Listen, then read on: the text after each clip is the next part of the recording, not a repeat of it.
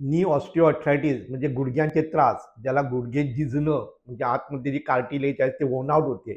त्याच्यामुळे माणसाला चालायला जमत नाही. ते पेशंट एवढं की थोडं सुद्धा उभं राहिलं तरी दुखायला लागतं. जास्त प्रमाणात झालं त्यांना चालायलाच जमत नाही. पण त्यांना गुडघे रिप्लेसमेंट करायचं असं सांगतात. पण ज्यांनी ऑपरेशन करून रिप्लेसमेंट केलेले पेशंट आमच्याकडे पुष्कळ येतात. एक पेशंट इंग्लंडहून आले होते. तिचे साधारण 3-3 वेळा रिप्लेसमेंट झालं. प्रत्येक वेळा एवढा खर्च करून हेल्थ पूर्ण खराब झालं होतं. तर ती गुडघ्यासाठी आली नव्हती, कारण गुडघे आता ऑलरेडी रिप्लेस आहेत, त्याला मी काही करू शकत नाही. पण वेगळे व्याधी झाल्यात त्या प्रत्येक सर्जरीनंतर ज्या प्रॉब्लेम झाल्यात ते ट्रीटमेंट करायला ते आले होते.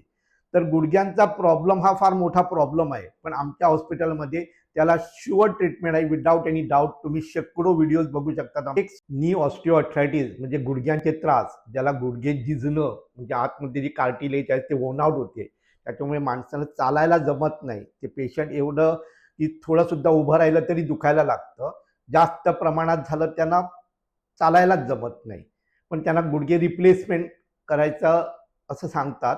पण ज्यांनी ऑपरेशन करून रिप्लेसमेंट केलेले पेशंट आमच्याकडे पुष्कळ येतात. एक पेशंट इंग्लंडहून आले होते. तिचे साधारण 3-3 वेळा रिप्लेसमेंट झालं. प्रत्येक वेळा एवढा खर्च करून हेल्थ पूर्ण खराब झालं होतं. तर ती गुडघ्यासाठी आली नव्हती, कारण गुडघे आता ऑलरेडी रिप्लेस आहेत, त्याला मी काही करू शकत नाही. पण वेगळे व्याधी झाल्यात त्या प्रत्येक सर्जरीनंतर ज्या प्रॉब्लेम झाल्यात ते ट्रीटमेंट करायला ते आले होते.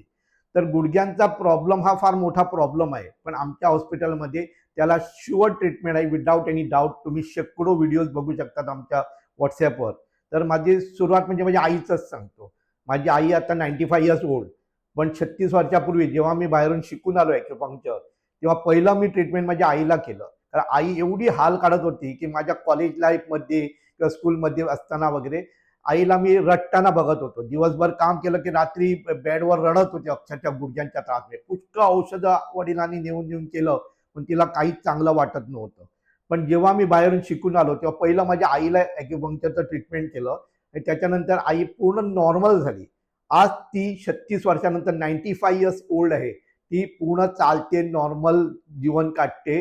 आणि ह्या जेव्हा तिला चालायला जमत नव्हती सुरुवातीला, आता इव्हन पुण्याच्या हॉस्पिटलचं इनॉग्रेशन पण तिच्या हातानं झालं. इथून पुण्यापर्यंत येऊन तिनं तिथं इनॉग्रेशन पण केलं. सर्व लोक बघत होती की एवढी वयस्क आणि चांगल्या तऱ्हेनं चालते आणि पूर्ण नॉर्मल लाईफ काढते. करायला लावते.